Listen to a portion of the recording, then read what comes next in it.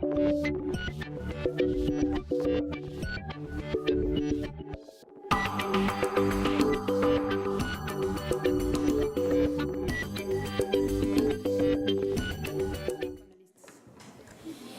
buenos días. Primero que todo agradecemos la invitación a CONAVIM para este tan importante evento y vamos a tratar nosotros esta mesa sobre sensibilizar a los y a las periodistas profesionales de la comunicación y medios sobre la importancia de una cobertura mediática con perspectiva de género, así como proporcionarles recomendaciones, herramientas y lineamientos que faciliten esta tarea. Sabemos todos por los exponentes anteriores que los medios de comunicación juegan un papel importante en el tema de ponderar el tema de mujeres en todas las actividades que realizan, y también es un medio para educar a la población, a las mujeres, a los hombres sobre este tema tan importante. Dentro de nuestros panelistas está el licenciado Marco Larcar, que él es profesor normalista y licenciado en la Comunicación y Periodismo de la UNAM, director del Programa de Medios y Justicia del Instituto de Justicia Procesal Penal, defensor de la audiencia de Ibero 90.9 FM, profesor de Periodismo en la Facultad de Ciencias Políticas y Sociales de la UNAM, y se ha especializado en la cobertura de investigación periodística de los conflictos, la violencia y el delito con enfoque de paz. Por otro lado está Ginette Bedoya Lima, y faltan dos panelistas que estamos a la espera de ellos. Entonces, Ginette, periodista y activista colombiana contra la violencia de género, iniciadora de la campaña No es hora de callar, que denuncia la violencia sexual y reclama a las supervivientes que alcen la voz contra la violencia de género, actualmente subdirectora del diario El Tiempo de Colombia. Ya hemos tenido el privilegio de escucharla y ahorita vamos a dar inicio con la exposición de Ginette. ¿Arranco yo? ¿Ah? ¿Arranco yo? Sí, por favor. Okay. Bueno, nos tocó la hora difícil porque ya estamos cansados, llevamos toda una mañana de jornada, tenemos hambre, entonces es un poco complicado, así que espero que lo podamos hacer dinámico.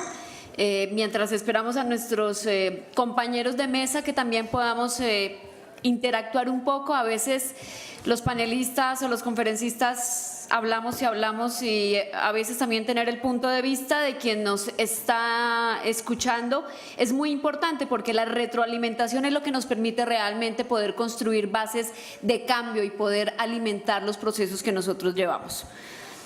Esta mañana les contaba que el trabajo que decidí desarrollar desde el periodismo nace de mi historia personal, de ser sobreviviente de secuestro, tortura y violencia sexual. Y nace también de trabajar en el medio de comunicación más importante de mi país, que es el periódico El Tiempo.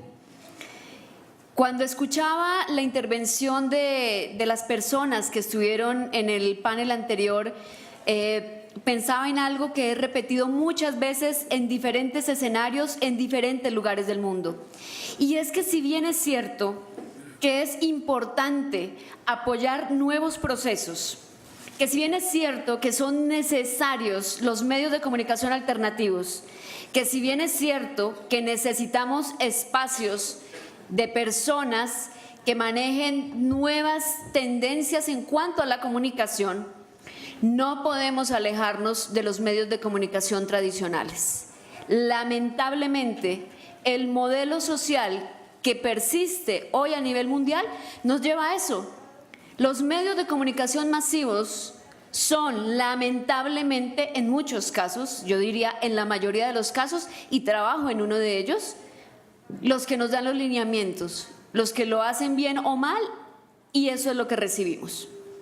Y de allí, de trabajar en uno de estos medios de comunicación, es que sentí la imperiosa necesidad de intentar de transformar realidades comunicativas desde esos medios hegemónicos que pertenecen a grupos empresariales económicos que son los que dominan. El periódico El Tiempo, en el que trabajo, su dueño es el hombre más rico de Colombia, y uno de los más ricos del mundo, como ocurre con los grandes medios de comunicación a nivel mundial. Y yo lo veía como cuando Sancho y el Quijote se encontraban en los molinos de vientos, porque precisamente eso es lo que ocurre. Cuando intentamos cambiar el chip en los medios de comunicación y somos simplemente actores sociales independientes, solos, vemos que los medios nos apabullan y que no podemos ser capaces de cambiar ciertas realidades dentro de ellos. Y yo les quiero decir como experiencia positiva y tal vez por mi caso particular, que yo logré hacer eso en el tiempo con el tema de género. Las redacciones, lamentablemente también, son extremadamente machistas y más las redacciones de los medios masivos de comunicación. Somos muy pocas las mujeres que tenemos cargos que tengan importancia dentro de los medios de comunicación. Y no solamente lo dicen las estadísticas, nosotras mismas lo vivimos. En mi casa, en el periódico El Tiempo, cuando hacemos reunión de editores, son 20 hombres y somos 4 mujeres. Y ahí se ve. Y así pasa en casi todos los medios de comunicación. Y cuando yo hablé con el director, que es uno de mis mayores aliados, Roberto Pombo, y le dije que era necesario empezar a hablar de prácticas periodísticas que nos permitieran mostrarle a la gente la dimensión de la violencia de género, él lo entendió. Y creo que lo entendió porque en su redacción tenía una mujer que era sobreviviente y que además le tocó acompañarla en ese dolor, en ese proceso de hablar públicamente de la violación, del secuestro, de la tortura y empezar a abrir ventanas que pudieran visibilizar. Yo llevo más de 20 años cubriendo la guerra en Colombia, soy redactora de orden público y entonces voy a utilizar los términos que usan los guerreros. Para empezar a cambiar las dinámicas en torno a la violencia de género, yo aprendí que tenía que hacer una infiltración en los medios, que tenía que infiltrar a los aliados. Que muchas veces hemos visto que en los medios de comunicación no tenemos amigos, sino enemigos que no quieren hablar de tema de género porque eso le corresponde a las feministas hartas. Que el tema de las mujeres no hay que tratarlo porque eso es como un gueto, ¿no? Eso es como una cosa allá de eso no hay que hablar, eso hay que meterlo debajo del tapete. Y es así, les repito, les estoy hablando desde la experiencia de un gran medio de comunicación. Y el otro gran problema, y creo que lo hemos cometido las mujeres y muchas organizaciones de mujeres, es que nos hablamos a nosotras mismas. Nosotras ya nos conocemos el discurso. Nosotras ya sabemos que somos las más afectadas en todo este drama de la violencia de género. Nosotras sabemos cómo nos marcan el cuerpo. Yo tengo mi cuerpo marcado por la violencia y lo sé perfectamente. Y no puedo llegar con este discurso a decírselo a otra mujer que como yo ha sido violada y que también tiene su cuerpo marcado. Porque nosotras ya somos conscientes de que tenemos que cambiar esta realidad. ¿A quiénes hay que hablarles? A quienes no entienden de esa responsabilidad que deben asumir para cambiar esta realidad. Y de allí, como ya les había dicho antes también, surgió la campaña No es hora de callar. No es hora de callar es una campaña, no es ni una ONG, ni una fundación, ni una organización, es una campaña y yo quiero que siga siendo una campaña. Es una campaña que invita al periodista, al policía, al futbolista, al cantante, a la gente en la calle a que entienda que es necesario levantar la voz en contra de la violencia hacia las mujeres y hacia las niñas, o la violencia de género. Alguien decía, creo yo que acertadamente, pero yo trataría de entender mucho más eso, de que las mujeres tenemos voz. Efectivamente, las mujeres tenemos voz. Creo que era alguien... alguien que me antecedió de luchadoras, y decía, no, las historias están ahí, las mujeres tienen voz y son visibles. Yo creo que no somos visibles. Yo creo que sí, las historias están ahí. Y sí, creo que son historias supremamente valientes. Y sí, son historias que tienen la fortaleza de haber cargado con gran parte de la violencia, pero no son visibles. si fueran visibles, los medios de comunicación no seguirían manejando la violencia contra nosotras como la manejan a través de la publicidad, a través del lenguaje, a través de esos mensajes sexistas, a través de no entender comunicar. Y por eso, desde No es hora de callar, quisimos empezar a darle voz a las mujeres a través de un medio de comunicación tradicional que no le da voz a las mujeres. Y fue una lucha de 7 años para que el periódico entendiera que tenía una responsabilidad social de cara a un país que estaba afrontando la peor de las guerras. Y cuando empezamos todo este proceso y empecé todo este proceso, yo entendía que era víctima sobreviviente, pero ante todo era periodista. Y que esos recursos de ser periodista y además de ser periodista de un gran medio de comunicación, tenía que emplearlos de una forma que empezara a tumbar barreras y empezara a abrir puertas. Y lo primero que hice fue empezar a acercar a los hombres, porque durante muchos años lo puse como una barrera, porque fui víctima de 3 hombres que acabaron con mi vida un 25 de mayo del año 2000. Y cuando se empieza a concientizar de cómo podemos cambiar el lenguaje, cómo podemos cambiar los discursos, pero además cómo podemos incluir, porque incluir hace parte del cambio, empezamos con unos ejercicios que para mí fueron muy difíciles, porque lo primero que pensé es cómo le puede llegar usted, no a los académicos, ni a la gente que está en las universidades, ni a los mismos colegas, sino a la gente del común, al que se sienta un domingo en la tarde frente al televisor.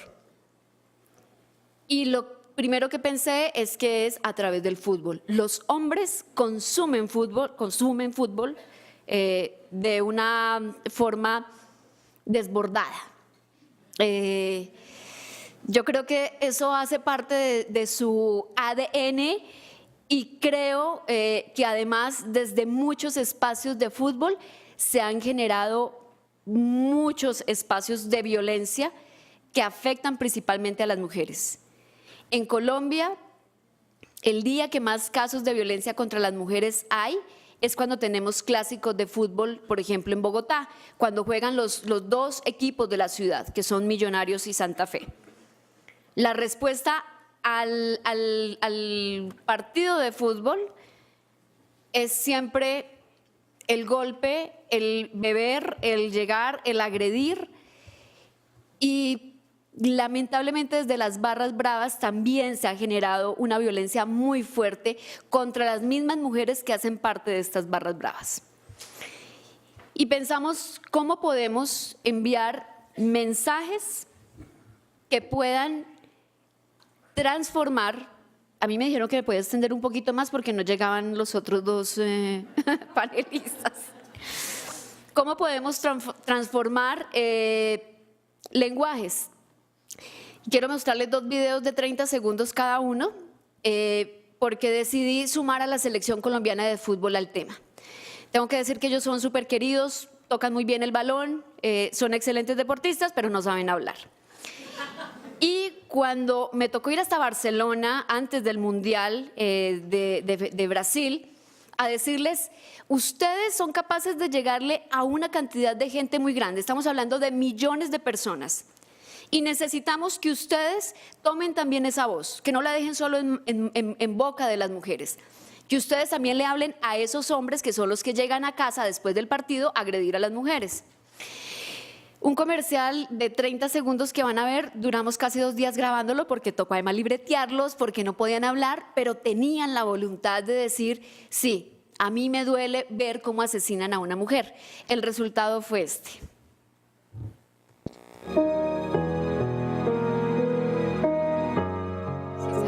Mientras usted ve este mensaje, una mujer está siendo víctima de la violencia. Todos los días más de 200 mujeres son víctimas de la violencia en Colombia. No es hora de callar. No es hora de callar. No es hora de callar. No es hora de callar. Y ahora el segundo.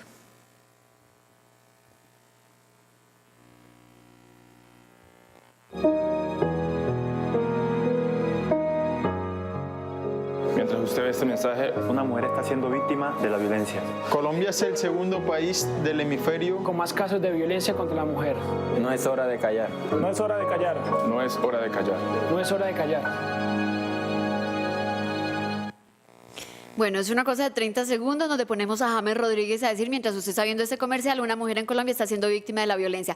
Decir esto tan corto nos costó 2 días, pero el resultado, el impacto, fíjense que es una cosa de 30 segundos. Y ustedes no se imaginan lo que eso generó en Colombia. Los mensajes de los hombres a través de las redes sociales. Yo no sé si logramos que esos hombres, por lo menos los que escribieron en redes sociales, realmente cambiaron su percepción de responsabilidad frente a la violencia de género. Pero lo que sí sabemos es que por lo menos por un día pusimos a hablar no a las mujeres, sino a los hombres de qué compromiso iban a asumir para no permitir de que una mujer fuera violentada. Entonces vuelvo al punto de que esto, como lo decía también alguien, es una lucha, son unos retos que debemos asumir, pero no los podemos asumir ni solos ni solas. Esto es de sumar fuerzas. No podemos pretender que solamente las mujeres periodistas lideremos unos procesos para que no nos agredan a través de las redes sociales, o que los dueños de los medios de comunicación o los directores de los dueños, que siempre son hombres, se apiaden de nosotras y hagan algo. A esto hay que sumarle de todo.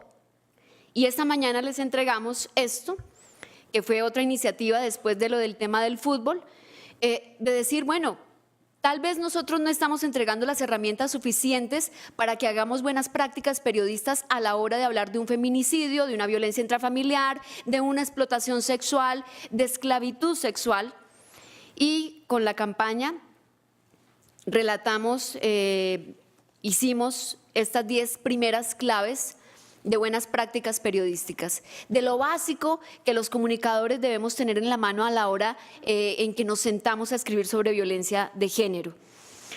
La presentamos, lo hicimos con el apoyo de unas mujeres en Colombia, la presentamos en Naciones Unidas, en Nueva York, y fue increíble ver que en muchos países del mundo ni siquiera se han tomado la tarea de pensarse cómo desde los medios de comunicación podemos transformar las realidades de violencia a través del uso del lenguaje, de la imagen correcta, de las prácticas correctas de periodismo. Ya lo tenemos traducido al inglés y lo hemos compartido con colegas de Kazajistán, que está al otro lado del mundo, donde ocurre exactamente lo mismo que estamos hablando acá. Y lo hemos compartido también con gente en Europa Central, donde es increíble. Siempre decimos que Europa es como nuestro modelo referente porque allá no se violan los derechos humanos, de allá es donde nos hablan de derechos humanos, y lo que está pasando con las mujeres es increíble. El tema de feminicidio en España, ya lo saben ustedes, pero lo que está ocurriendo en Reino Unido con las mujeres también es increíble. Y no hay ni unas políticas ni unos lineamientos claros sobre cómo los medios de comunicación tenemos esa gran responsabilidad.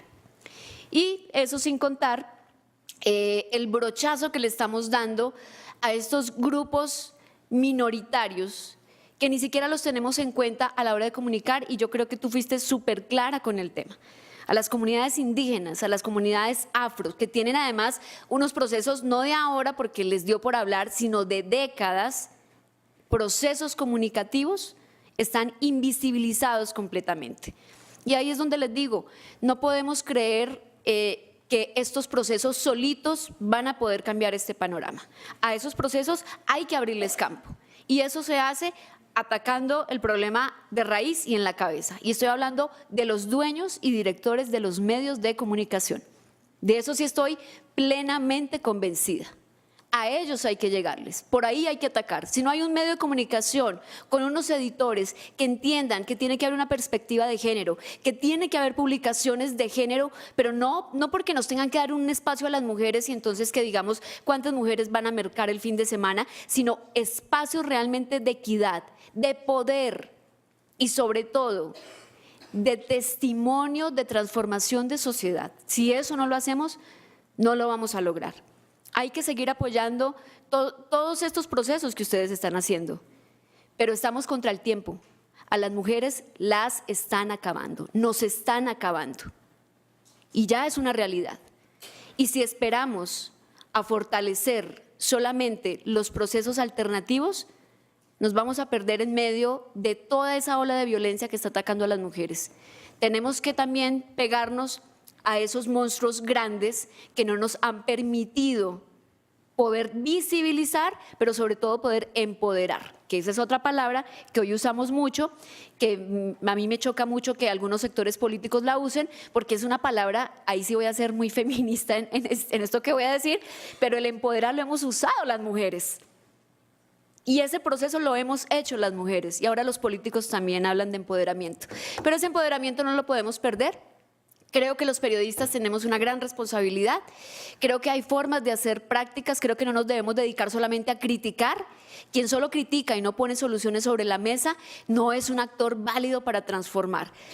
La crítica tiene que venir acompañada de cambios, de transformaciones, de propuestas, de cosas tangibles, de cosas que podamos materializar. Y creo que esa es la gran tarea que tenemos los y las periodistas en el siglo XXI, ayudar a transformar, y hay que empezar por la violencia de género. Gracias.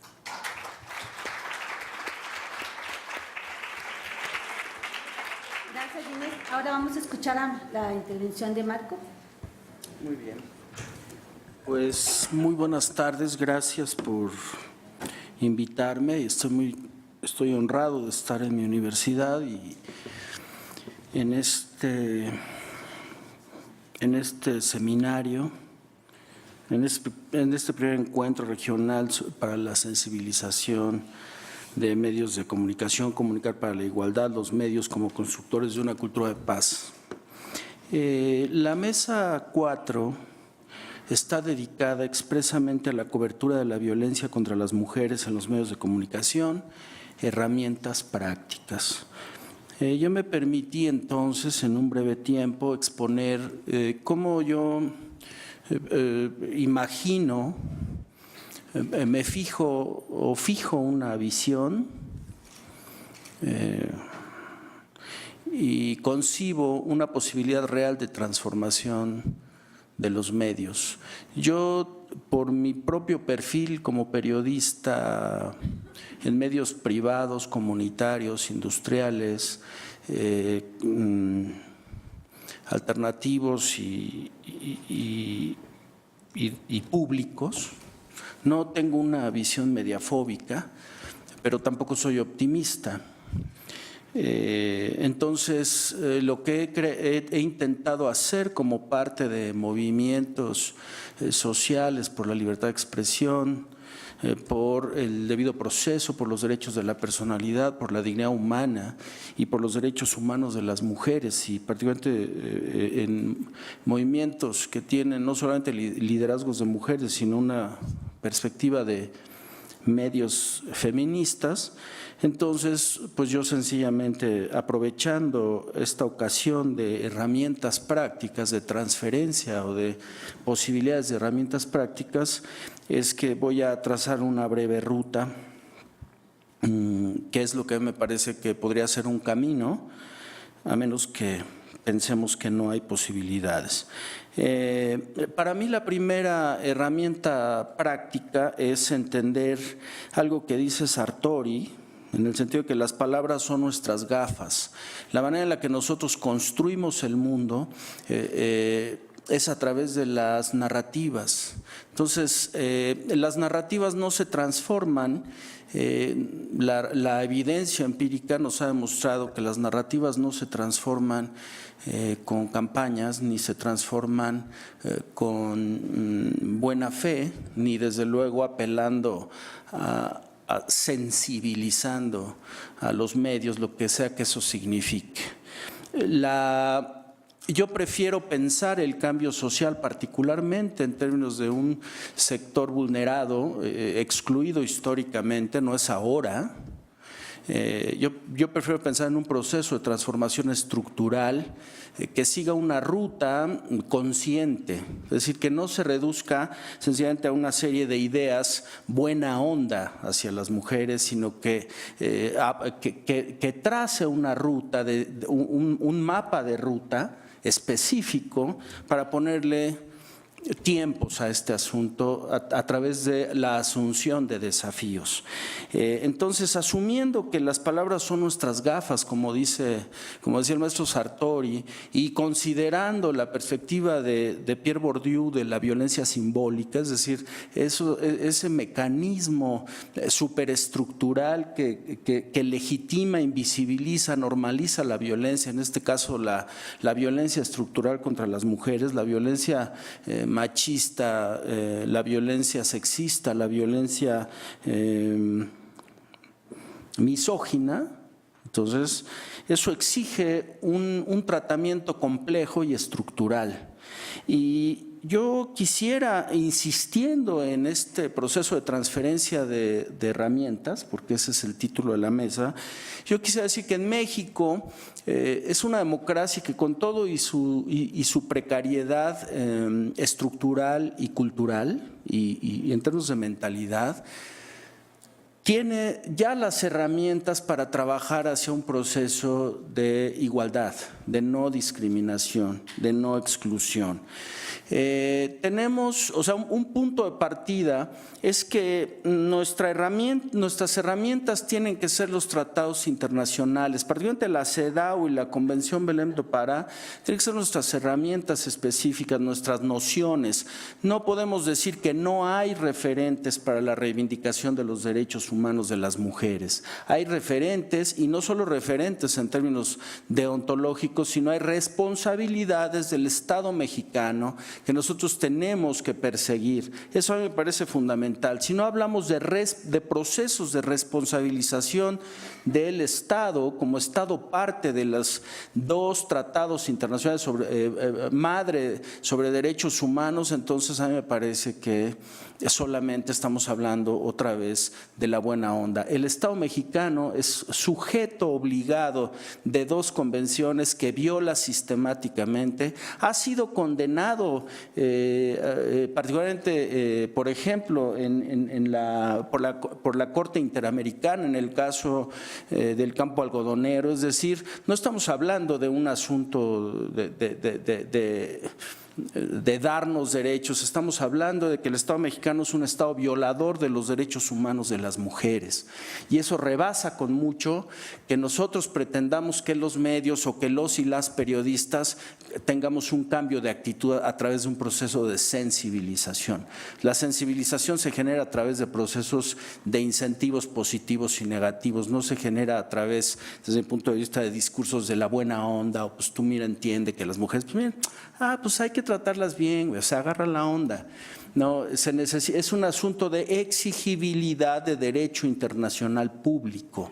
A mí me parece que tenemos que entender eso. Entonces, nuestras herramientas esenciales son los tratados internacionales. A partir de los tratados internacionales, a mí se me hace interesante, fíjense, nosotros hicimos con Projusticia un manual de periodismo para tratamiento de información sobre víctimas con enfoque de derechos de las mujeres, y me sorprendieron 2 cosas en la búsqueda de ese manual. Una es que no hay personas más maltratadas en las narrativas mediáticas e industriales que las niñas. Eso me pareció escalofriante. O sea, haciendo monitoreo de medios, si hay unas víctimas sistemáticas de violencia simbólica, que desde luego se traduce en violencia real, en violencia machista, son las niñas, particularmente si son indígenas, particularmente si son madres solteras, particularmente si están en situación de exclusión social. O sea, mientras más marginadas son las niñas y sufren violencias o sufren delito, más discriminación reciben, más violencia reciben desde los medios a través de dinámicas de tribunales paralelos inducidas desde las instituciones. Y si quieren un ejemplo reciente, pues está el caso de Lesbi Berlín. O sea, no creo que haya un caso más vergonzoso para los mexicanos y las mexicanas que el caso de Lesbi Berlín. Tribunal paralelo, criminalización, basurización de una mujer. Ahí está un ejemplo clarísimo, desde las instituciones, considerando que esos tuits famosos eran evidencia pueden ser evidencia contra el Estado mexicano en una corte internacional o en una corte nacional, y además esos tuits, con cualquier razón, los publicaron desde la prensa hasta Proceso, hasta Aristegui Noticias. Es decir, nadie estableció un límite sobre su propia avidez de noticias y de clics.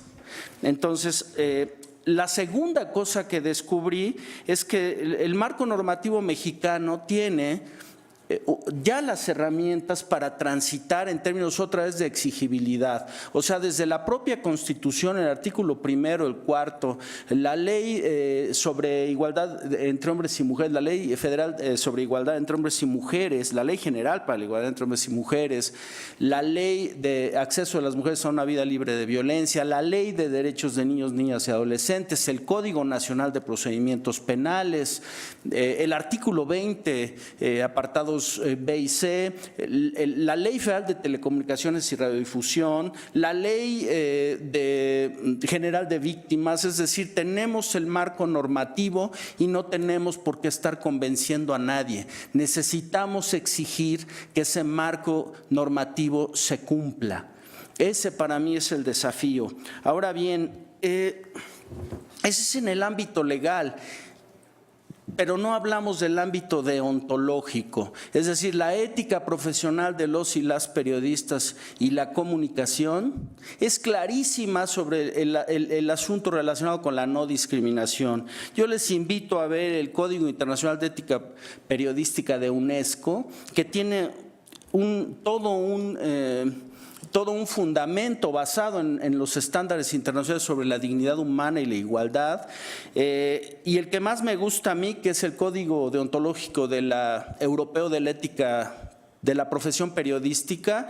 Vean el artículo 33, que se refiere a la no discriminación y el respeto desde el hecho noticioso o periodístico a los derechos de las mujeres, y desde luego el Manual de Género para Periodistas del PNUD, que es una gama interesantísima de herramientas prácticas para la transformación. ¿Hacia dónde estoy yendo ya para terminar?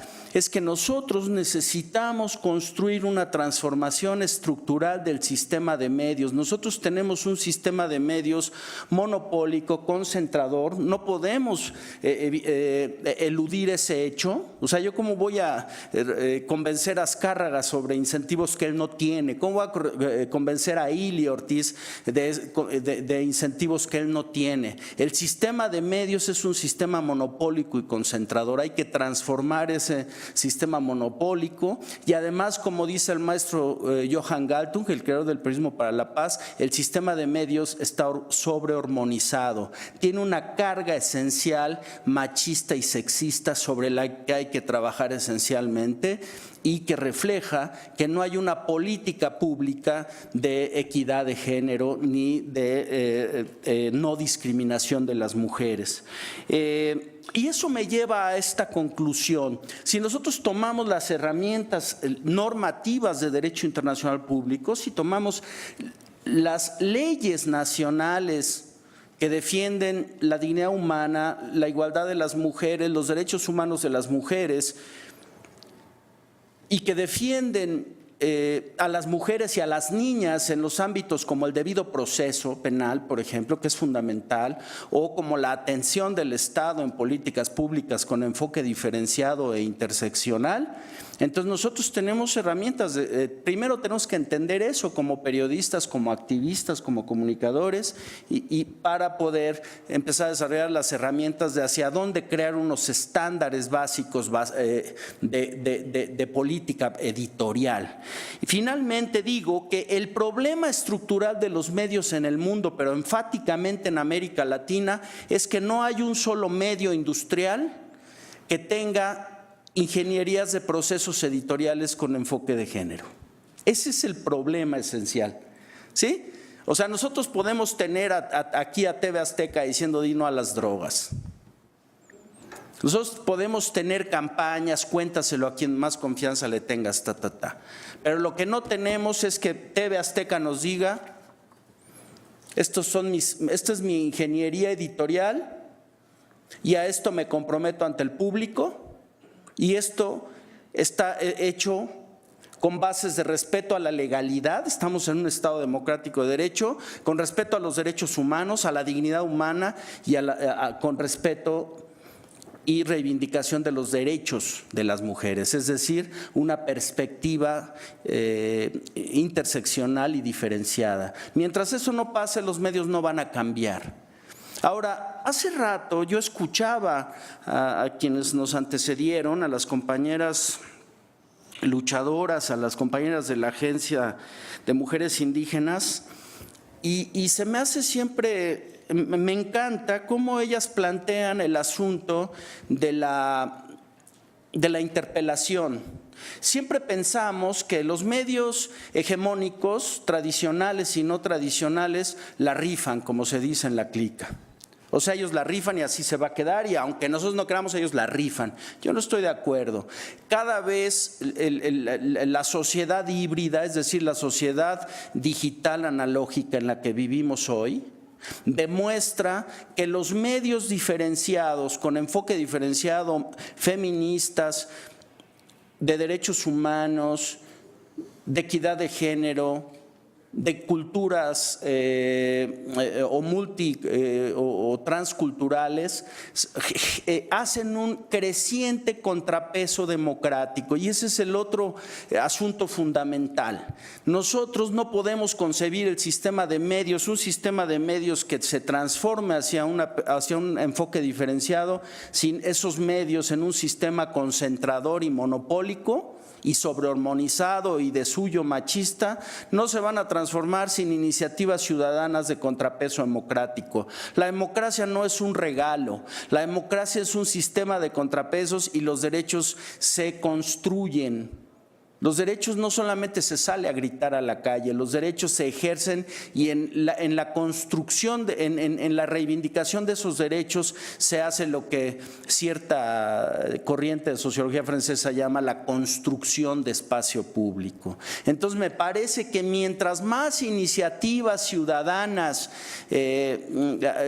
surjan, van a generar un creciente contrapeso de esos medios industriales que en toda su prepotencia están absolutamente, no solamente vamos a decir que le han dado la espalda a la comunidad desde su surgimiento históricamente, esos medios están confinados a la muerte, tal como están hoy, porque son elefantes de la modernidad en la posmodernidad. Entonces esos dinosaurios, esos grandes medios que dependen de fierros, salvo que se transformen, están confinados a morir. Los medios que yo ni llamo alternativos, es decir, los nuevos medios, están generando un contrapeso creciente y son con los que tenemos que trabajar. Y a mí me parece, para terminar, que ahí está la clave, es decir, el sistema de medios no se va a transformar de arriba hacia abajo. El sistema de medios, particularmente en el asunto de derechos de las mujeres y de la no discriminación, se va a transformar de abajo hacia arriba. Nosotros estamos ahora en Ibero 90.9 haciendo, yo como defensor de la audiencia, estamos haciendo, incorporando a los estándares deontológicos de ingenierías de procesos todos los valores de la perspectiva diferenciada. En la Voladora Radio, que es una radio comunitaria a la que yo pertenezco, metimos nuestro código de ética, la perspectiva interseccional y diferenciada, y a mí me parece que nosotros no somos pequeños, nosotros estamos en un proceso de empoderamiento para la construcción de contrapesos. Sin contrapesos, a mí me parece que la democracia no tiene futuro y el trabajo por la no discriminación no tiene futuro. En conclusión, mi mensaje final tendría que ser: trabajemos juntos en un mapa de ruta para construir mecanismos de contrapesos democráticos hacia esa industria de las noticias ávida de publicidad que depende en México, por ejemplo, de la publicidad oficial, y en Colombia y en Brasil no están tan lejos. Es decir, sin publicidad oficial esos medios no existirían prácticamente, esa es la verdad. Entonces trabajemos en crear esos mecanismos de contrapeso para que estos medios por lo menos encuentren un incentivo de transformación en la presión social. Acaban de ver el caso de The Guardian, que creó su organización de la sociedad civil para empezar a crear contenido de derechos humanos, creó una fundación, y eso no lo hizo The Guardian porque fueran buena onda, ni porque les interesaran mucho los derechos humanos, el cambio climático o los derechos humanos de las mujeres, lo hizo por sobrevivencia. Ese es el incentivo que nosotros tenemos que crear, decirles a los medios tradicionales que no estamos con ellos, que estamos viendo lo que están haciendo y que nosotros estamos tomando la comunicación con perspectiva diferenciada en nuestras manos. Gracias.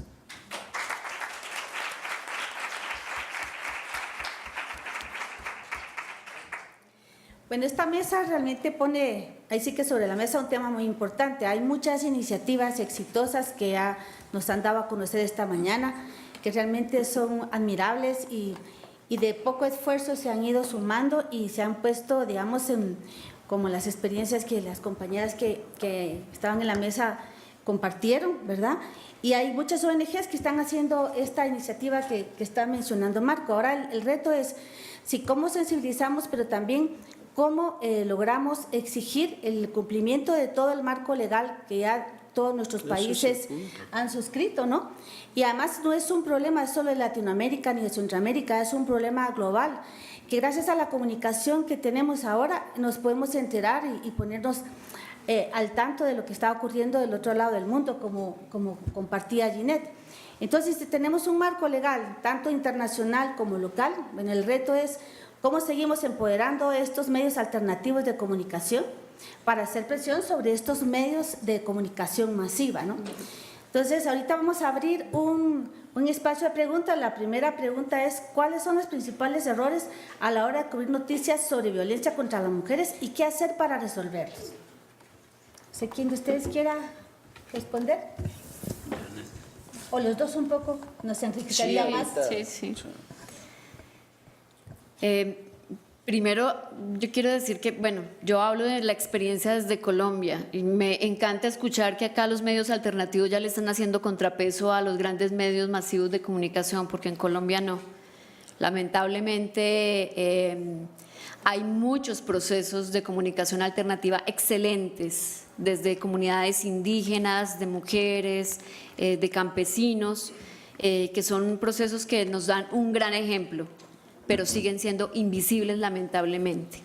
Y son procesos que nos han ayudado a entender la realidad del conflicto armado, yo diría que desde la perspectiva de la verdad más pura, porque salen de allí, del dolor, de la vivencia, de lo que la gente ha tenido que afrontar, pero además desde no tener que estar permeados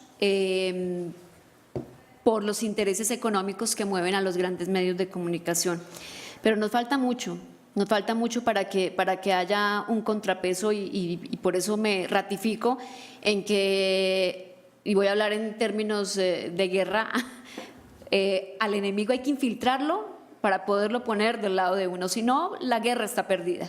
Y eso lamentablemente, de cómo estamos comunicando sobre la violencia de género, se convierte en una batalla, y es una batalla que estamos perdiendo en muchos campos y que nos está costando millones de vidas de mujeres y niñas en todo el planeta.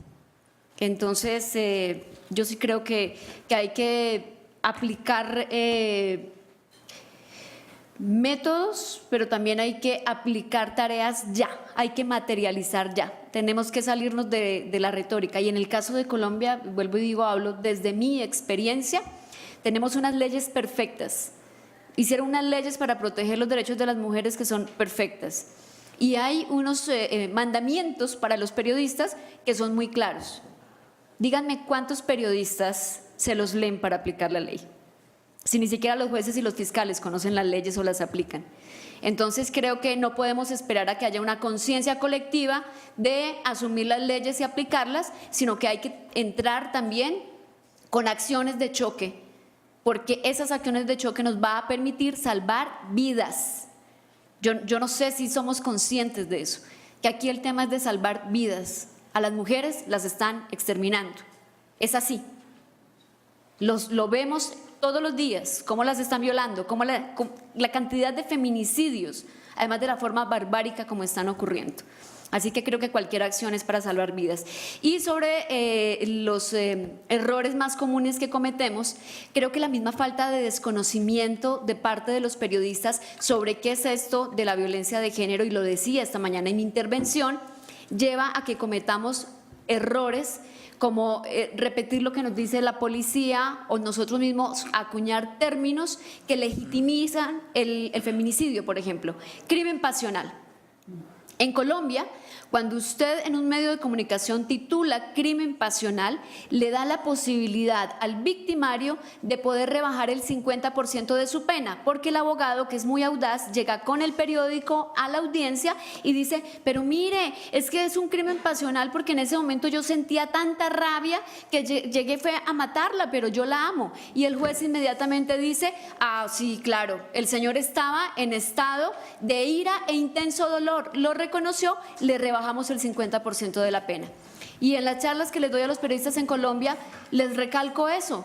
Cuando ustedes utilizan el término crimen pasional, están dándole la razón a los victimarios de que digan que ellos matan porque aman.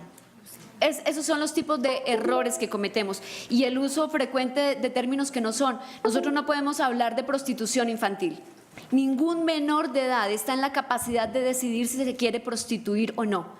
En esos casos es explotación sexual a menores de edad.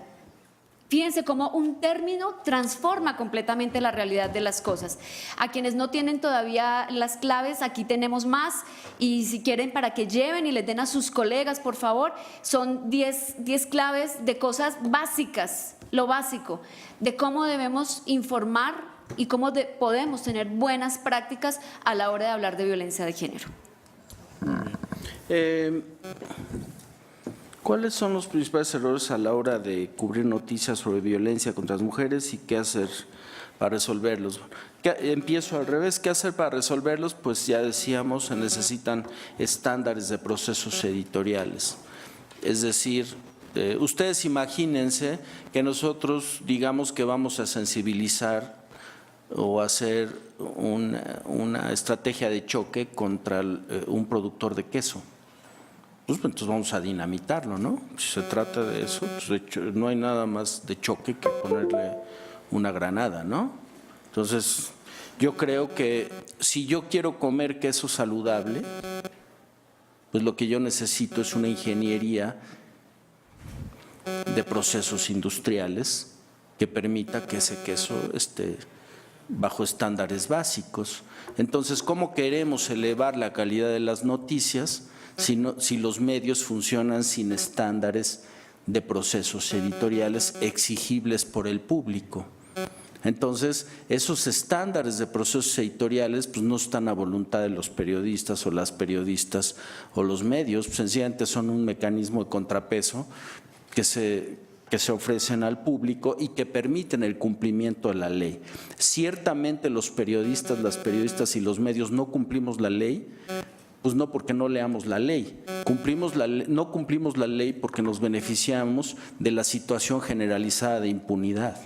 Eso hay que llamarlo, así se llama, impunidad.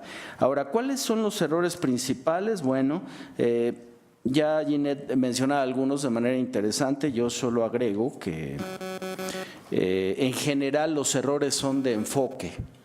Generalmente los enfoques son discriminatorios. Zaffaroni hablaba de portación de cara prohibida, que es esta idea de que el sistema de justicia y los medios funcionan bajo una lógica esencial y estructuralmente discriminatoria. Entonces, ustedes imagínense, por ejemplo, una persona detenida o víctima de violencia, se va diluyendo su condición de víctima si es mujer indígena, si es madre soltera, si es mujer indígena adolescente, madre soltera, y si es pobre, si está en condiciones de exclusión social. Entonces hay una suerte de agravantes que le llaman mediáticas, digamos, ¿no? Mientras más excluida es una persona en el espacio público, más excluida es en las narrativas mediáticas. Ese es un problema serio. Y por otro lado, hay un problema grave estructural que tiene que ver con la criminalización y la basurización de niñas. Hay una pieza que yo pongo en mis talleres de Milenio de La Laguna, interesantísimo, de Milenio, de un caso en Chihuahua. Se llama Ana Carolina, la adolescente psicópata. Búsquenla. Me encanta porque es una pieza que tiene todos los problemas de falta de procedimientos editoriales de ingenierías. El primer párrafo dice, en el caso de Ana Carolina, una adolescente de 14 años, dice que los mejores criminalistas no saben qué hacer con ella, nunca cita en la nota qué criminalista se está hablando, y además al final dice que ella mató a sus padres y que no tiene la intención de agradarle a nadie. Eso dice textual. Entonces hay muchísimos ejemplos clarísimos de cómo las narrativas mediáticas generan procesos de revictimización y de normalización de la discriminación hacia las mujeres, mientras más excluidas son. Acaba de sumarse a la mesa a la licenciada Lucía Lañez Huerta, directora de Comunicación e Información de la Mujer, licenciada en Sociología por la UNAM, se especializó en periodismo no sexista, derechos humanos, salud, trabajo e infancia, socio fundadora de CIMAC y cofundadora de la Red Nacional de Periodistas Premio Internacional Libertad de Prensa en la Cátedra UNESCO. Y la doctora María Elena Estavillo, comisionada del Instituto Federal de Telecomunicaciones, licenciada en Economía por el Instituto Tecnológico y de Estudios Superiores de Monterrey, así como maestra en Economía Matemática y doctora en Ciencias Económicas por la Universidad de París, coordinadora del Diplomado en Competencias del ITAM y profesora de Competencia Económica, Industria de Redes y Política Pública en UIA, el ITAM y ITSM. Por favor, Lucía, si puedes darnos tu exposición. Muchas gracias, buenas tardes y mil perdones. Ofrezco 1000 perdones por este retraso y por llegar, pero bueno, los tiempos no se nos dieron y no hubo posibilidad de llegar antes. Yo no sé si podemos hacer la presentación. La exposición traigo un pequeño video que hicimos un estudio en CIMAC y que a lo mejor algunos de ustedes le conocen, sobre precisamente para abrir un diagnóstico sobre qué pasa con los medios de comunicación y la cobertura en concreto de la violencia contra las mujeres. Si le das la siguiente, por favor, y es el primer video que vas a encontrar. La violencia es un tema recurrente en los medios de comunicación. Sin embargo, la constante cobertura de hechos violentos genera ambientes de tolerancia y permisividad. ¿Cómo cubren los medios de comunicación la violencia? El Observatorio de Medios CIMAC seleccionó y analizó durante los meses de abril y mayo del 2016 la información publicada por 12 medios de comunicación nacionales digitales e impresos en torno al tema. El 53% da gran cobertura a delitos violentos y casi la mitad, 27%, a la violencia contra las mujeres. Del total de las noticias, solo el punto. La violencia es un tema recurrente en los medios de comunicación. Sin embargo, la constante cobertura de hechos violentos genera ambientes de tolerancia y permisividad. ¿Cómo cubren los medios de comunicación la violencia? El Observatorio de Medios CIMAC seleccionó y analizó durante los meses de abril y mayo del 2016 la información publicada por 12 medios de comunicación nacionales digitales e impresos en torno al tema. El 53% da gran cobertura a delitos violentos y casi la mitad, 27%, a la violencia contra las mujeres. Del total de las noticias, solo el 0.01% en medios impresos hicieron referencia a la búsqueda de la paz o la justicia. ¿Qué pasa con la violencia contra las mujeres? Aunque se cometen más actos violentos contra los hombres, los medios colocan a las mujeres como víctimas 2 veces más que los hombres. El alto índice de homicidios y la cobertura que los medios le dan a este tema hace que las fotos de hombres sean el doble que el de las mujeres. Existe un tratamiento desigual en las fotografías de víctimas mujeres y la de los hombres. Se muestran espacios donde sucedió el hecho violento. En el caso de los hombres, fue en la calle, afuera de sus casas, mientras que las mujeres aparecen en espacios íntimos de sus casas, como sus habitaciones y en posición acomodadas por el agresor, muchas veces simulando que está dormida. En cuanto a la descripción de la foto en el texto, en el caso de ellas se detalla la ropa que usaban y les fue quitada, y en el caso de ellos la descripción se centra en el hecho violento. Y existe una marca de género que se desprende tanto de la realidad violenta de este país y como de la naturalización de la violencia contra las mujeres. Reconocer el derecho de las mujeres a una vida libre de violencia, tratar con dignidad a las víctimas, así como hacer visibles las demandas de quienes resisten a la violencia y exigen paz y justicia, puede hacer la diferencia. El tratamiento periodístico de la violencia contra las mujeres puede aportar a visibilizar los casos y exigir a las autoridades que garanticen los derechos de las víctimas, a una investigación que esclarezca los hechos y permita que las víctimas conozcan la verdad, a la reparación de daño, al acceso a la justicia y a una vida libre de violencia. CIMAC, por un periodismo de paz. Muchas gracias. A mí me parece importante que plantear primero el diagnóstico a partir del cual hablaría yo, porque me parece que hay un debate como si fuera de hoy, ¿no? Como si hubiera salido recientemente y no es así. El tratamiento mediático de la violencia contra las mujeres ha sido una narrativa que responsabiliza a las mujeres por la agresión y que justifica al agresor de manera permanente, lo diría como de manera muy sintética. Y a partir de, digamos, de un boom del reconocimiento de la violencia contra las mujeres, el tema principal que se ha colocado en los medios precisamente es ese. Cómo se nos asesina, se nos violenta a las mujeres creando en ocasiones una pedagogía para el crimen y el asesinato de las mujeres.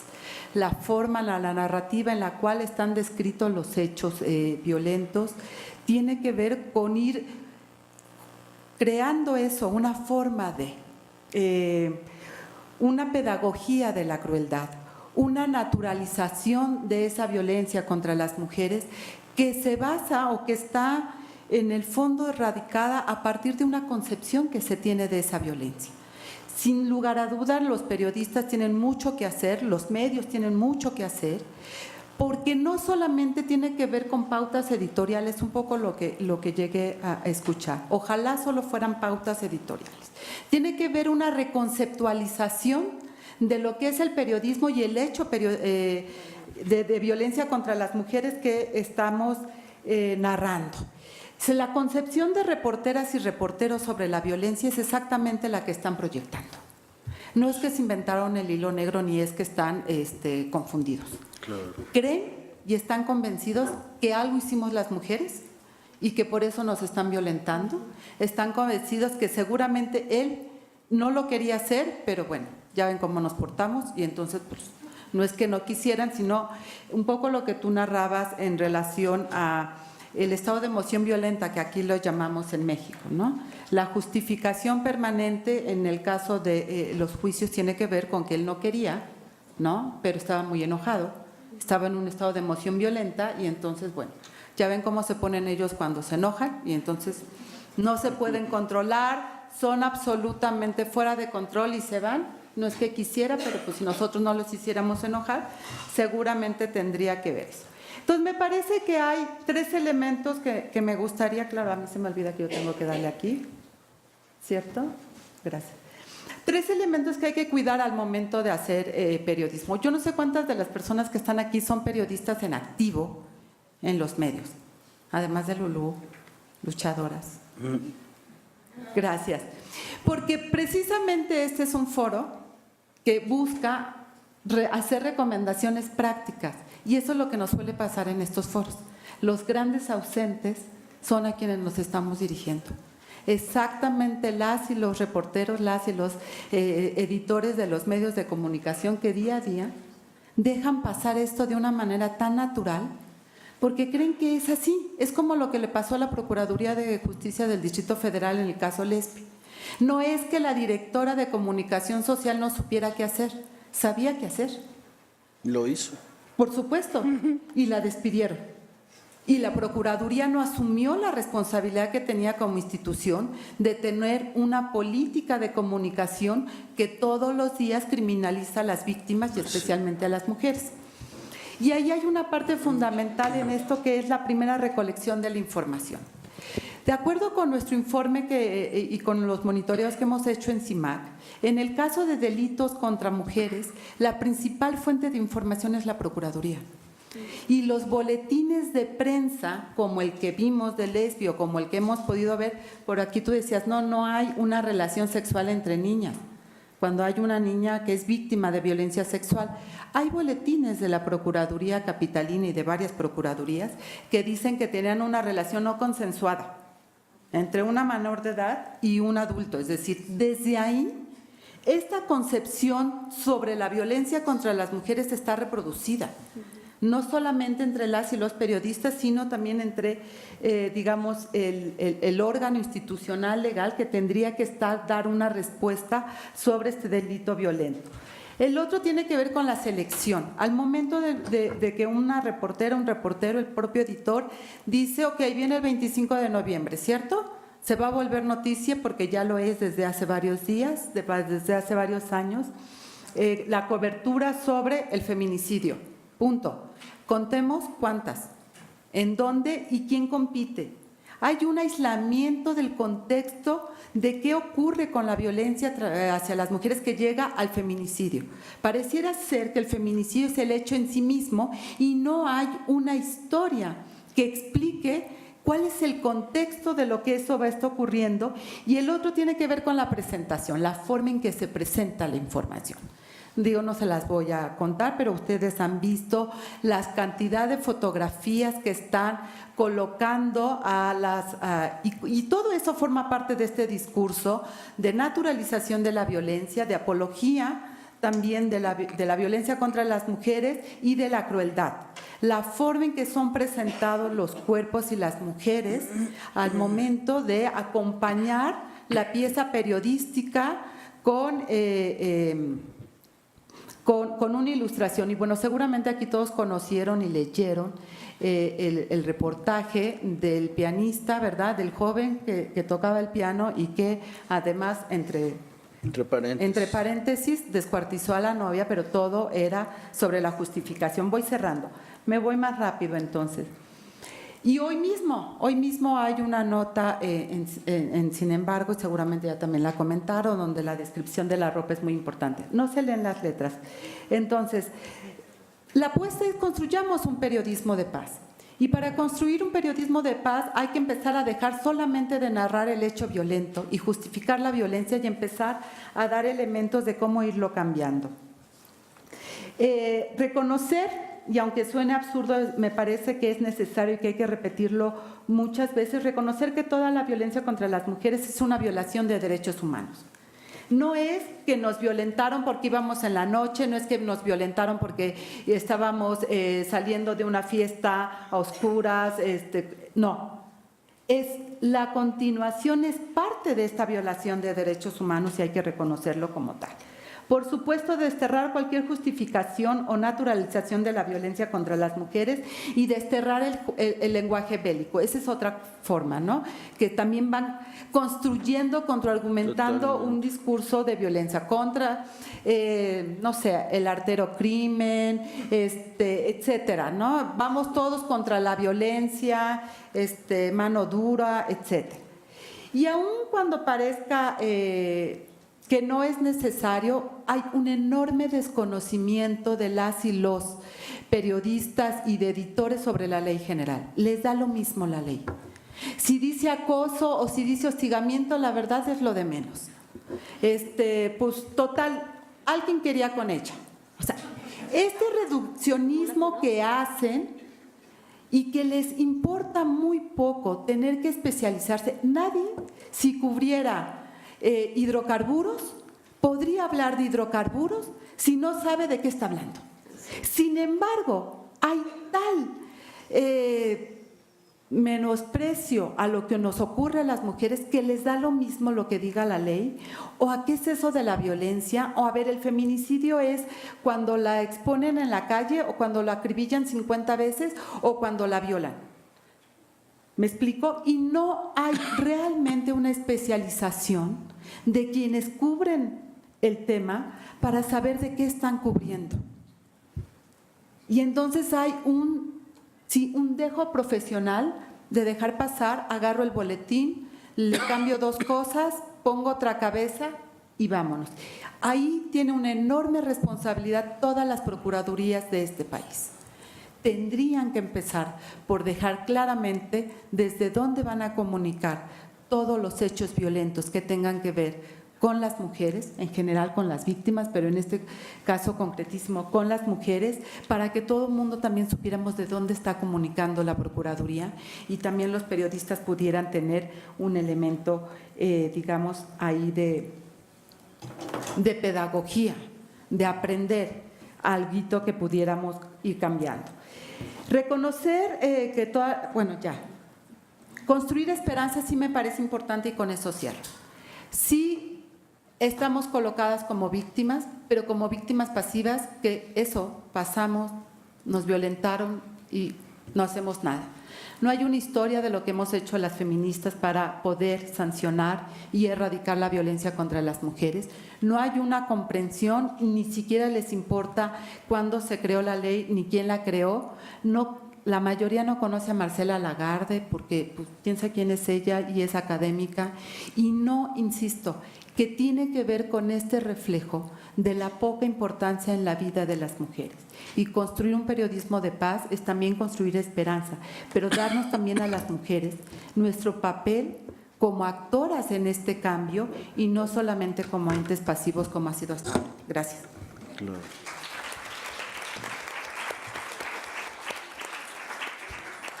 Muchas gracias. Con ustedes la comisionada Marilena Estavío Flores. Muchas gracias. Gracias por la invitación y también una enorme disculpa por haber llegado con tanto retraso, pero afortunadamente alcanzamos la mesa. Me interesaba mucho poder platicarles. Yo les voy a hacer un recuento breve de el marco jurídico en el que nos movemos en estos temas, para poner también un contexto de obligaciones y derechos que tienen los medios de comunicación, particularmente en estos temas de equidad de género, pero de igualdad y de violencia contra la mujer particularmente. En el marco jurídico internacional, pues tenemos, comenzando por la Declaración sobre la Eliminación de la Violencia contra la Mujer, la definición de la violencia contra la mujer, ¿no? Y que esa incluye a todo acto de violencia basado en la pertenencia al sexo femenino que tenga o pueda tener como resultado un daño o sufrimiento físico, sexual o psicológico para la mujer, así como las amenazas de tales actos, la coacción o la privación arbitraria de la libertad, tanto si se produce en la vida pública como en la vida privada. La Convención para la Eliminación de todas las formas de discriminación contra la mujer de la ONU y la Convención Interamericana para prevenir, sancionar y erradicar la violencia contra la mujer, la Convención de Belém do Pará, recomiendan ambos instrumentos que los estados adopten medidas eficaces para garantizar que los medios de comunicación promuevan el respeto de la mujer y que tengan directrices que contribuyan a erradicar la violencia contra la mujer. Estos son 2 puntos importantísimos que deberían estar siempre presentes. La plataforma de acción de Beijing incluye el capítulo J, Mujeres y Medios de Difusión, como área estratégica y cuyos objetivos son erradicar los estereotipos sexistas de los contenidos de la radiodifusión y las telecomunicaciones y aumentar el acceso de las mujeres a los puestos de toma de decisión en ambos sectores.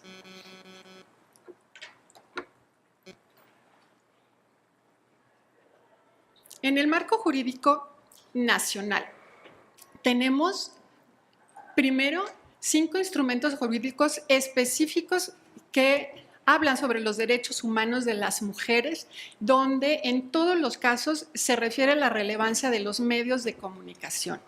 Está la Ley para la Protección de los Derechos de Niñas, Niños y Adolescentes, la Ley Federal para Prevenir y Eliminar la Discriminación, la Ley General de Igualdad entre Mujeres y Hombres, la Ley General de Acceso de las Mujeres a una Vida Libre de Violencia y la Ley para Prevenir y Sancionar la Trata de Personas.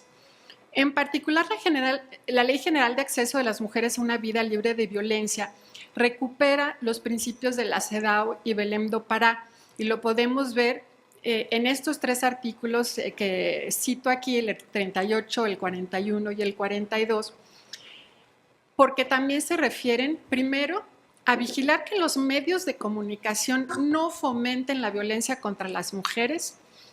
Después, en el artículo 41, que los medios de comunicación no promuevan imágenes estereotipadas de mujeres y hombres y eliminen patrones de conductas generadoras de violencia. Y en el artículo 42 habla de las responsabilidades de la Secretaría de Gobernación en su tarea de vigilar que los medios de comunicación favorezcan la erradicación de todos los tipos de violencia y se fortalezca la dignidad de las mujeres. Adicionalmente, en la Ley Federal de Telecomunicaciones y Radiodifusión se señala repetidamente el tema de igualdad de género. En el artículo 223 se dice que la programación que se difunda a través de radiodifusión o televisión y audio restringidos en el marco de la libertad de expresión y recepción de ideas e información deberá propiciar, entre otros, la igualdad entre mujeres y hombres. Y más adelante, en el artículo 256, cuando se definen los derechos de las audiencias, se señala específicamente: en la prestación de los servicios de radiodifusión estará prohibida toda discriminación motivada por origen étnico o nacional, el género, la edad, etc. Este es un derecho de las audiencias. Y también es un derecho el respeto de los derechos humanos, el interés superior de la niñez, la igualdad de género y la no discriminación.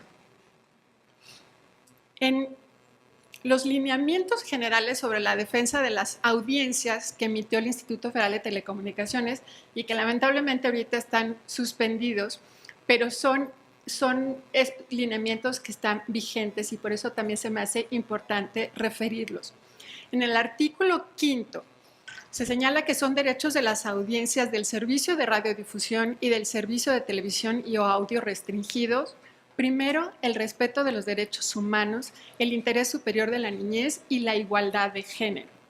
Y que la programación que se difunda en el marco de la libertad de expresión y recepción de ideas e información propicie la igualdad de género entre mujeres y hombres. Cuando se hablan estos lineamientos del contenido mínimo que deben tener los códigos de ética de estos medios, se señalan que deben contener lineamientos generales de actuación del o los concesionarios respectivos, los cuales deberán versar al menos sobre, y también ahí entra el capítulo de igualdad de género. Y también señalan que debe contener, para el caso de concesiones de uso social comunitario para prestar el servicio de radiodifusión, elementos y o directrices con las que garantizará su funcionamiento bajo los principios de, entre otros, igualdad de género. Algo similar se señala para las concesiones de uso social indígena, que deben operar bajo principios que respeten la igualdad de género y permitan la integración de mujeres indígenas en la participación de los objetivos de la concesión. Esto es como un marco donde queda muy claro que es obligación de los medios de comunicación, al menos en lo que toca a telecomunicaciones y radiodifusión, estar vigilando que los contenidos que transmiten respeten este principio de igualdad de género en todos sus alcances. Sabemos que la violencia de género puede venir de muchas maneras distintas. La Ley General de Acceso de las Mujeres a una Vida Libre de Violencia habla de diferentes tipos y modalidades que pues, se señalan en esta lámina como tipos: la física, psicológica, sexual, económica, patrimonial, feminicida, las modalidades familiar, laboral y docente, comunitaria, institucional. Existen también en algunos otros casos se plantea otro tipo de violencia contra las mujeres, como la simbólica, que puede ser más sutil y silenciosa, pero que también genera efectos dañinos porque tiene como consecuencia normalizar este fenómeno, que es de lo que se habla todo el tiempo, de lo dañino que es ver con normalidad. Y esto ocurre cuando se transmiten patrones de comportamiento y actitudes que justifican un trato desigual, promoviendo la cosificación de las mujeres, que conduce a la violencia sexual y reforzando los roles de género y estereotipos de sumisión y dominación. Bueno, esta lámina trae diversas estadísticas nacionales que conocemos todos y estas son publicadas por el INEGI, que nos dan una idea de pues, la gravedad del fenómeno en nuestro país, de diferentes formas de medir los incidentes de violencia. Esto lo pasaré por conocido. Y regresamos al tema de la violencia de género, particularmente en los medios de comunicación. Lo que vemos es que a pesar de contar con un marco jurídico que guía cuál es el rol y las tareas de los medios de comunicación en la igualdad de género, de no discriminación y erradicación de la violencia, de acuerdo, aquí voy a citar a Aimee Vega, que está aquí sentada enfrente de nosotros, los medios siguen propagando mensajes contrarios a dichos ideales. En la prensa escrita se publican alrededor de 4,000 anuncios por semana de redes que promueven la trata y el tráfico sexual de niñas y mujeres. En televisión, radio y prensa, alrededor de 10,000 veces por semana se reproducen diversos tipos y modalidades de violencia de género y estereotipos sexistas. En televisión, la publicidad es el género que reproduce más tipos y modalidades de violencia de género, y en este caso, en este estudio se detectaron 377 por semana, seguido de la telenovela 234 por semana. Y 3 de las estaciones de radio más populares programan diariamente canciones que contienen diversas formas de violencia de género. En una semana se cuentan un promedio de 450 reproducciones. En la cobertura de noticias sobre violencia de género se tiende al amarillismo y al dramatismo. Y básicamente las mujeres son representadas de 2 formas, como víctimas sin poder de superar su experiencia o como quienes provocan la violencia. Miré a la última lámina, ya nada más me brinqué una, para poner atención en los ejes de acción que se pueden proponer para cambiar esta realidad y para implementar, para hacer realidad el cumplimiento de estas obligaciones por parte de los medios de comunicación y para hacer realidad los derechos de las audiencias en este sentido. Primero es importantísimo generar conciencia sobre la responsabilidad de los diferentes actores en la promoción de imágenes sociales, culturales y simbólicas sobre lo que es ser hombre y ser mujer en la actualidad. Aquí me estoy refiriendo a todos los involucrados en toda la cadena que lleva a estas imágenes y mensajes en los medios de comunicación. Informar y educar sobre las causas y efectos de la violencia de género. Estimular a los programadores y productores, y aquí es muy importante hablar de los productores de publicidad, no nada más de la programación, para elaborar e implementar directrices y códigos de conducta responsables. Proveer a periodistas con lineamientos sobre el tratamiento de casos de violencia contra las mujeres, a fin de dar contexto a las historias, evitar sobresimplificar y no culpar a las víctimas. Promover la participación plena y equitativa de mujeres y hombres en los medios de comunicación privados, públicos y sociales, en todas las actividades de los medios y en la toma de decisiones. Monitorear a los medios, estimulando la discusión pública y la participación ciudadana, y enfocar acciones con una perspectiva convergente de los medios de comunicación, tanto tradicionales como innovadores, porque no debemos dejar de ver que la comunicación se está yendo rápidamente a los medios electrónicos, el Internet, y las mismas preocupaciones que tenemos en los medios tradicionales, pues las podemos tener en los medios innovadores. Pues muchas gracias.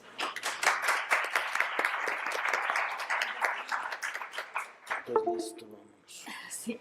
Bueno, por cuestiones de tiempo, si hubiese un par de preguntas, no podemos contestar más. ¿Alguna pregunta del público? ¿No? Bueno, muchísimas gracias. Ah, perdón. Bueno, yo no soy periodista.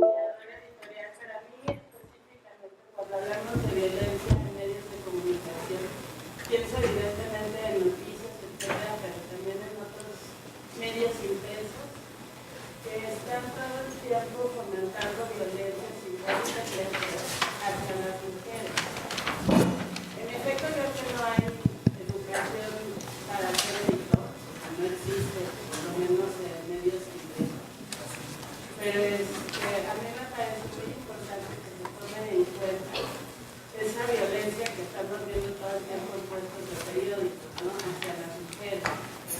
Entonces, bueno, estoy haciendo la maestría en producción editorial y no sé si hay información sobre esta violencia, porque yo nada más he encontrado sobre temas de periodismo específicamente, pero no encuentro nada que, bueno, muy poco, que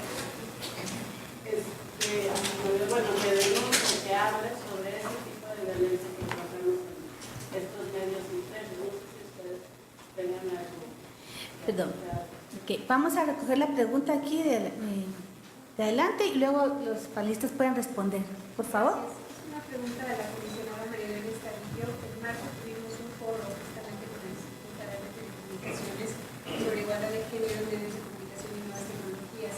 Y la representante del órgano regulador marroquí, Amina Nandini, ponía en perspectiva un ejemplo de muy buena práctica que el Instituto Federal de Telecomunicaciones parece podría asumir, y es, en ese país lograron avanzar a nivel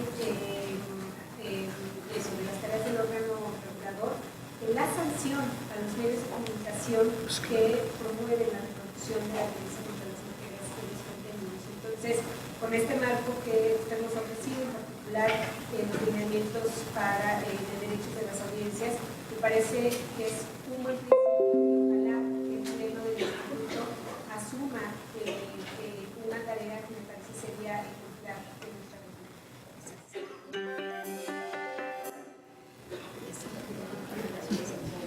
Sí, esta reflexión es muy importante. Precisamente a mí me parece que el camino para lograr una mejora en los medios de comunicación referente a estos aspectos es tener mecanismos para que se hagan realidad los derechos de las audiencias.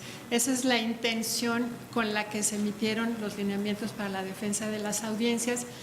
Lamentablemente, pues decía algo que nos rebasa la situación que se dio en torno a estos lineamientos, que fueron impugnados, que se interpusieron controversias constitucionales que hasta este momento no se han resuelto. Tenemos dos controversias, una del Ejecutivo, otra del Legislativo, y además de manera cruzada, porque la del Ejecutivo es en contra del Congreso y en contra del Instituto, y hay una del Senado en contra del Instituto. En todos los casos son por alegar que se están transgrediendo facultades constitucionales, y pues entonces estamos a la espera de que la Suprema Corte resuelva.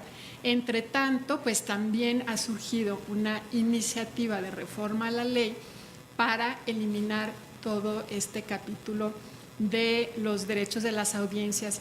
Yo espero que la Suprema Corte resuelva estas controversias antes de que avance esta iniciativa para tener, y yo pienso también que ahí sería lo más sano para todos los actores en este sector, contar con una sentencia de la Corte donde se defina claramente sobre la constitucionalidad de estos derechos.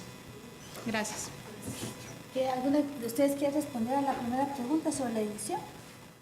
Yo solo querría decir que cuando salieron los lineamientos los defendimos muchísimo, pero yo realmente creo que aún la ley permitiría al instituto asumir una responsabilidad que no asume, y es la sanción de los medios. La Ley Federal de Telecomunicaciones y Televisión y también los lineamientos, que insisto son estupendos, prevén sanciones de tipo administrativo para los medios que se podrían ya empezar a cumplir.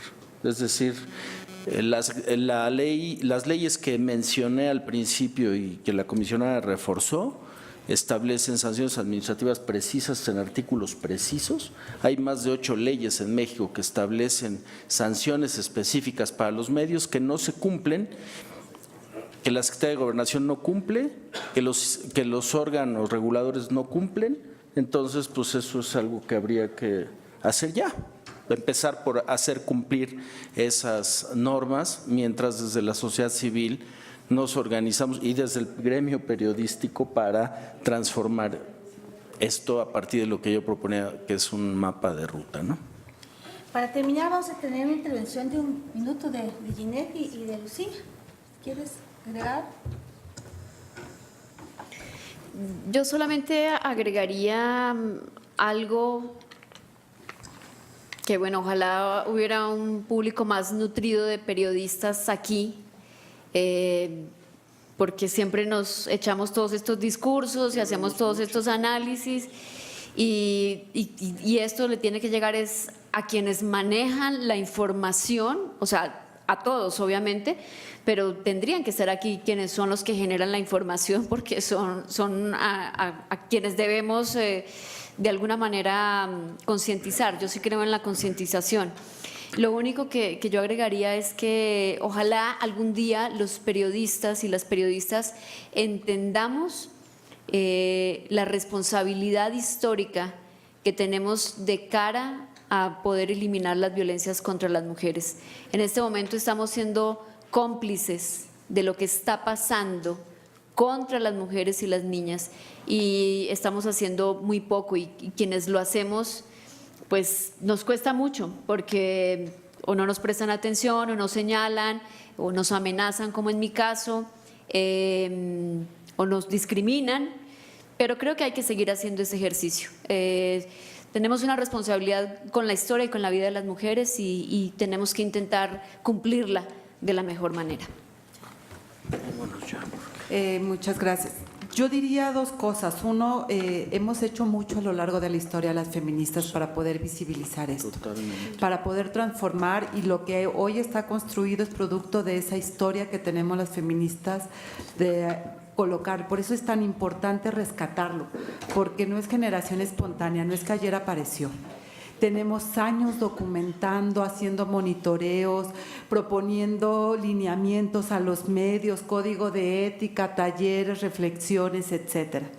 Entonces, creo que esa parte me parece muy importante. Otra parte que me parece importante resaltar es lo que sí estamos haciendo. O sea, sí habemos medios que estamos tratando de hacer otra lectura de esa violencia y que hemos hecho esta propuesta también, que es muy difícil cuando tienes un muro hegemónico, efectivamente, de los medios tradicionales, pero creo que hay que mirar también las experiencias que estamos haciendo otros medios como CIMAC Noticias, como Luchadoras, la propia revista FEM en su tiempo en México y en Colombia hay bastante, porque esa es la historia que hemos hecho y hemos propuesto. Entonces me parece como muy importante rescatar esto que hemos hecho para no quedarnos con este desánimo. Creo que sí hay un reto acá, en un foro de estas dimensiones tan importante para hablar de comunicar en igualdad, pues los grandes ausentes son los que nos pesan. Y creo que hay que hacer una estrategia, indudablemente, desde quienes organizan hoy este foro para precisamente dialogar con quienes nos interesa dialogar también para ir construyendo estas alternativas y estas reflexiones. Y muchas gracias por la invitación.